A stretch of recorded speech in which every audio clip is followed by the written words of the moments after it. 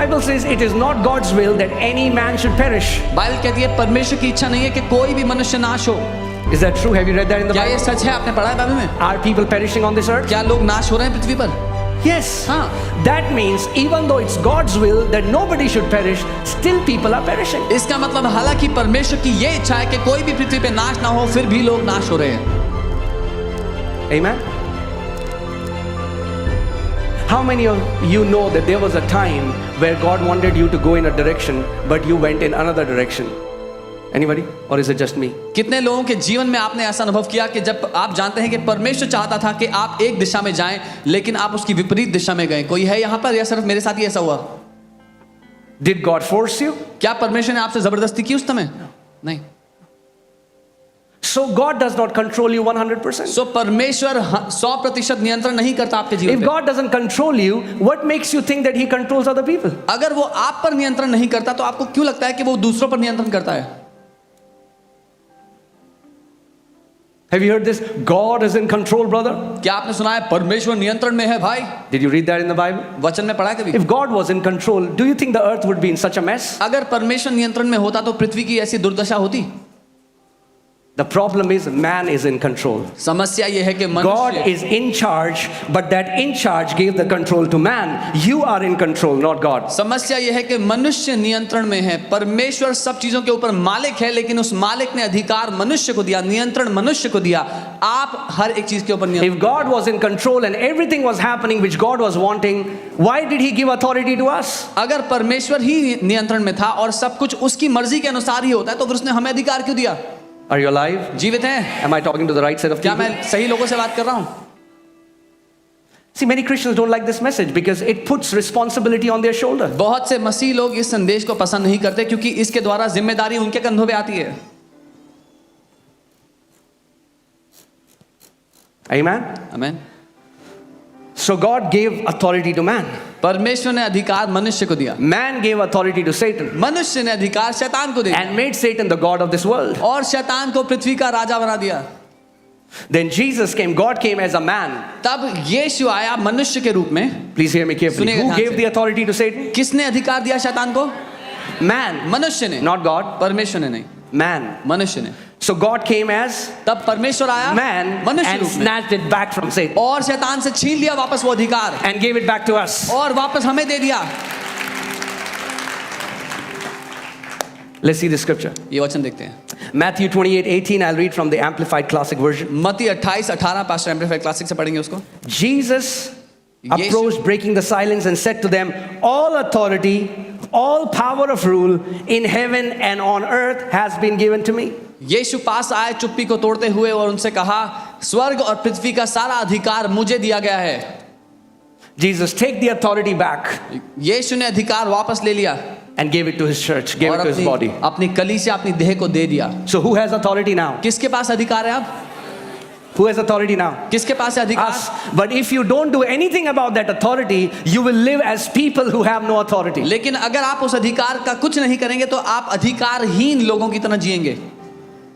Are you with me? मेरे साथ हैं? Like that father who saw his son being kidnapped and did nothing, उस पिता की तरह जिसके सामने उसके बच्चे को अगवा किया जा रहा था और उसने कुछ नहीं किया उसका, will be held guilty.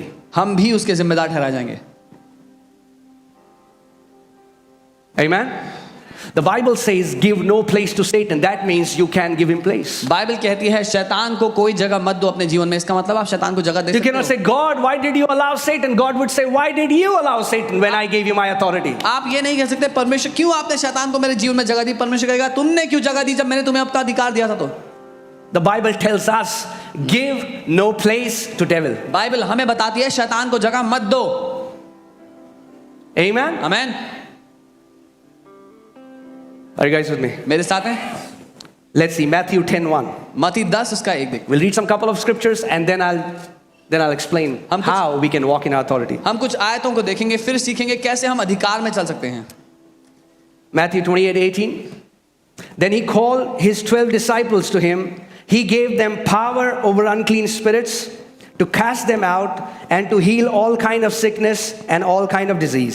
मत्ती 10 उसका एक। फिर उसने अपने 12 चेलों को पास बुलाकर उन्हें उन्हें दुष्ट आत्माओं पर अधिकार दिया कि उन्हें निकाले और सब प्रकार की बीमारियों और सब प्रकार की दुर्बलताओं को दूर करे।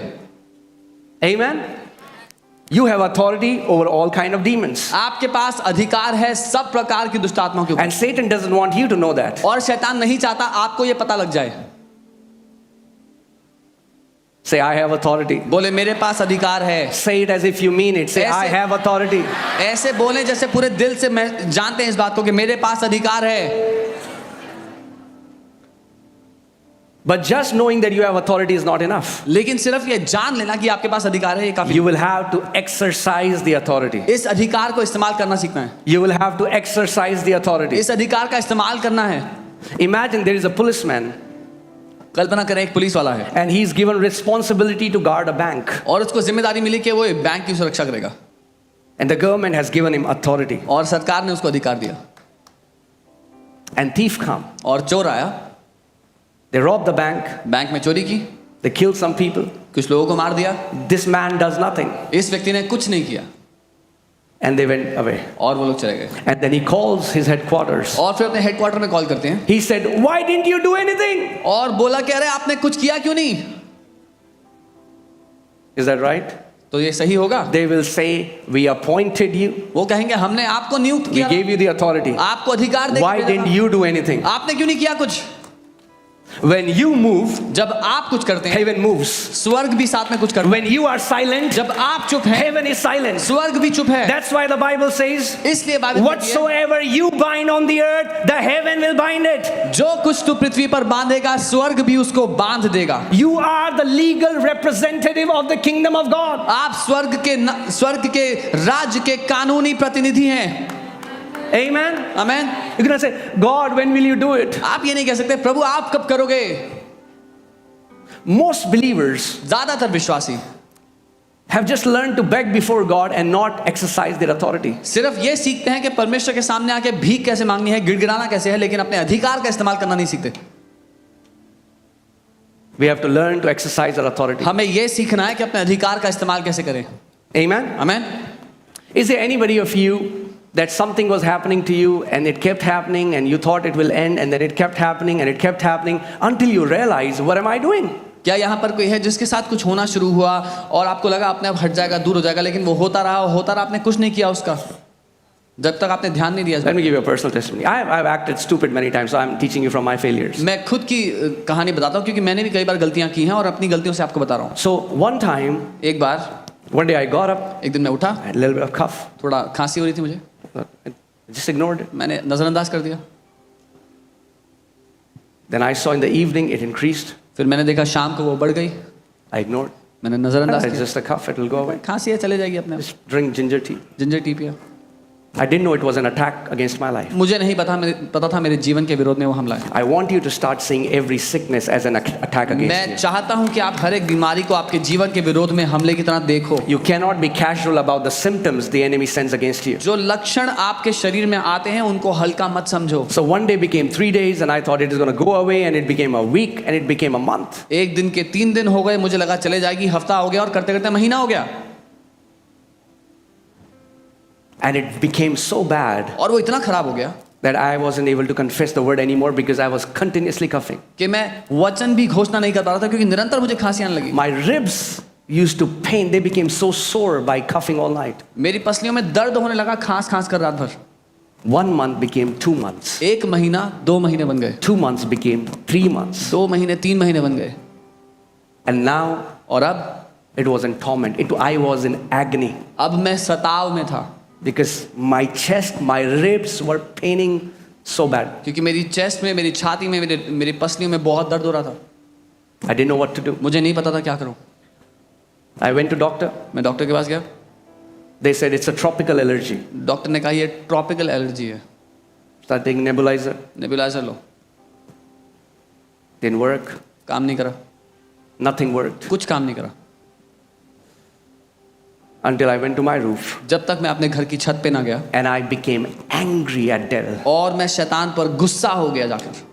I became angry at him. मैं गुस्से से भर गया उस पर And on my roof, I began to shout on the top of my और voice. अपनी छत पर मैं अपनी आवाज ऊंची करके चिल्लाने लगा जितना हो सकता था। I said, Satan, take your dirty hands off my body. मैं कहने लगा, शैतान अपने गंदे हाथ मेरे शरीर से हटा। Nothing was happening in my life for 3 months, and within 30 minutes, all those symptoms went away. 3 महीने से मेरी जिंदगी में कुछ नहीं हो रहा था और 30 मिनट के अंदर वो सारे लक्षण चले गए। Do you know God has given us the ability to be angry? क्या आप जानते हैं परमेश्वर ने हमें क्रोध करने की क्षमता दी है? Anger is not bad if you release it on Satan and his demons. और वो क्रोध बुरा नहीं है अगर आप उसको शैतान और दुष्ट आत्मा पर खोलते हैं तो। Do you know God gets angry? आप जानते हैं परमेश्वर Do गुस्सा you know होता है? Jesus got angry? आपको पता है यीशु गुस्सा And the हुआ। Bible says Jesus is sinless. और बाइबल कहती है यीशु बिना पाप के था। Bible says be angry and do not sin. Bible कहती है क्रोधित हो मगर पाप मत करो। If you will not be angry at that cancer, if you'll not be angry at that symptom that devil is trying to bring in your body, he's not going to leave you. अगर आपको गुस्सा नहीं आएगा उस cancer पे, उस बीमारी के लक्षण पे जो आपके शरीर पर नजर आ रहा है, तो आपको इसे छोड़ेगा नहीं। If you're not angry at how the enemy is destroying your business, if you're not angry at how the enemy is trying to destroy your kids, he will not go. अगर आप गुस्सा नहीं होंगे कैसे वो आपके व्यवसाय को खराब करना चाहता है, कैसे आपके बच्चों को बिगाड़ना चाहता है, तो वो जाएगा नहीं। We have to develop spiritual resistance to the enemy. हमें आत्मिक बल सीखना है कि हम दुश्मन का सामना कर पाएं। Amen. Devil is not a decent fellow. शैतान सभ्य व्यक्ति नहीं है। He will not go because you request him, dear devil, would you please go? वो इसलिए नहीं जाएगा कि आपने विनती निवेदन किया था, प्रिय शैतान आप प्लीज चले जाएं। He has to be kicked out by force. उसको जबरदस्ती लात मारकर भगाया I जाता है। said he will have to be kicked out by force. मैंने कहा उसको जबरदस्ती लात मारकर भगाया जाता है। If somebody comes to your house अगर कोई आपके घर में आता है, and you open the door, आप दरवाजा say, खोलते yes, who are you? हैं, बोलते हैं आप कौन है, And they push you and come and sit on the sofa. वो आपको धक्का मारता है कि सोफे पे बैठ जाते हैं, What will you do? क्या करोगे? I said, please, प्लीज चले जाइए। sir, श्रीमान, God, Prabhu, what will you do? क्या करेंगे? What will you do? क्या करेंगे आप? You'll force them out उनको धक्का मार कर निकालेंगे, because you will tell him, क्योंकि आप बताएंगे this is not your house. ये तुम्हारा घर नहीं है। When demons try to enter in your house, do you know this is your house? जब दुष्ट आत्माएं आपके घर में प्रवेश करने की कोशिश करती है, आप जानती हैं When they try to bring a symptom, कोई लक्षण लाने की कोशिश don't be करती casual about it. है, तो उसको हल्का मत लो, Don't be casual about it. उसको हल्का मत लो। Jesus said in John 10:10, Satan has come to steal, to kill and to destroy. He only has one mandate, and that is to steal, to kill and to destroy. यीशु ने कहा यूहन्ना 10:10 में कि शैतान चोरी करने, हत्या करने और नाश करने आता है। उसका एक ही कारण, एक ही मकसद है आने का, चोरी, हत्या और नाश करना। Treat no symptom as small or big. You take authority. The moment you feel any symptom of any sickness is trying to enter your body, just become vigilant and say, devil, no, in the name of Jesus. This is my body. I do not allow you to afflict me in Jesus' name. कभी भी किसी भी लक्षण को छोटा या मामूली मत समझना, शैतान को डांटना, उसको अधिकार से कहना, शरीर, मेरे शरीर को छोड़कर निकल शैतान, ये मेरा शरीर है, तेरा कोई अधिकार नहीं। Amen. The quicker you act, hear this carefully. The quicker you act, the sooner that symptom will go. ध्यान से सुनिएगा, जितना जल्दी आप उस लक्षण के विरोध में आएंगे उतना जल्दी वो आपको छोड़ के भाग जाएगा। If you don't act, अगर कुछ नहीं करेंगे उसका, it will keep on increasing. तो वो बढ़ता जाएगा। Amen. We are people of authority. Say, I have authority. हम अधिकार के लोग हैं, बोले मेरे पास अधिकार है।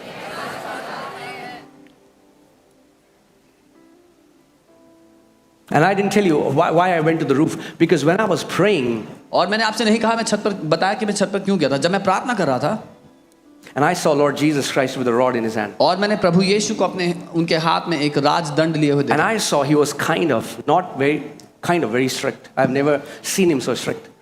और वो थोड़ा स्ट्रिक्टली मुझसे बात कर रहे थे। मैंने कभी उनको इतना